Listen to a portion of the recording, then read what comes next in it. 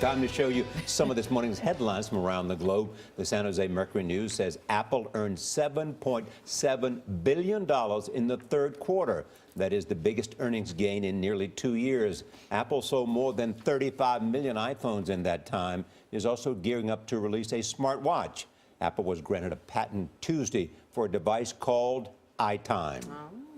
I'm interested. Makes sense to me. Yeah, me too. The Detroit News says hackers targeted customers of the ticket reseller StubHub. Cyber thieves got hold of logins and passwords information for more than 1,000 people. Arrests are expected to be announced as soon as today. The Houston Chronicle says the use of human growth hormone by American teenagers more than doubled last year. HGH is used to boost athletic performance or improve how a person looks.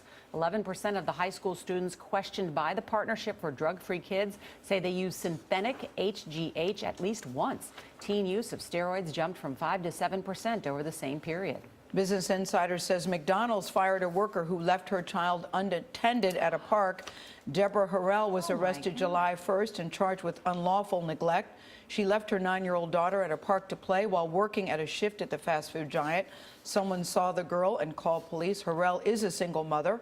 Her lawyer says he doesn't know why she was let go. I remember, Norm, when we reported this story, she had a lot of support, Deborah Harrell, in her favor. Yeah, that seems a bit... There were extenuating circumstances. It seemed like the punishment didn't fit the crime at the time, and now she's lost her job.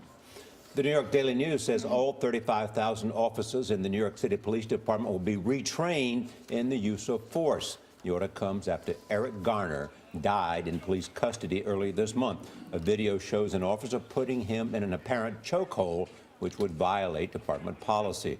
There were calls for justice during a vigil for Garner last night. An autopsy on the father of 6 proved inconclusive. He will be buried today. And here's a look at how Russian media is examining the battle for Ukraine in the aftermath of Flight 17. Pravda calls Ukraine a Western-backed anti-Russian tragedy.